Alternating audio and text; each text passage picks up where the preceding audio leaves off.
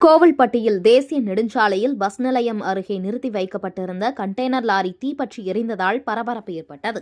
தூத்துக்குடி மாவட்டம் கோவில்பட்டியில் தேசிய நெடுஞ்சாலையில் கூடுதல் பஸ் நிலையம் அருகே சாலை ஓரத்தில் லாரிகள், சரக்கு வாகனங்கள் நிறுத்துவது வழக்கம்.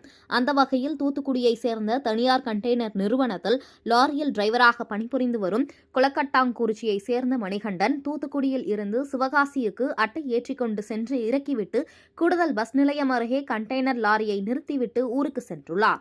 இந்த நிலையில் கூடுதல் பஸ் நிலையம் அருகே நிறுத்தி வைக்கப்பட்டிருந்த கண்டெய்னர் லாரியின் முன்பகுதி மற்றும் டயர்கள் தீப்பிடித்து பற்றி எரிந்துள்ளது. இதனை பார்த்த அருகில் இருந்தவர்கள் கோவில்பட்டி தீயணைப்பு நிலையத்திற்கு தகவல் கொடுத்தனர். தீயணைப்புத் துறையினர் விரைந்து வந்து 2 வண்டிகள் மூலமாக தீயை அணைக்கும் பணியில் ஈடுபட்டனர். நுரை கலந்த தண்ணீரை வைத்து தீயை அணைத்தனர். லாரியின் முன்பகுதி முற்றிலுமாக சேதமடைந்தது.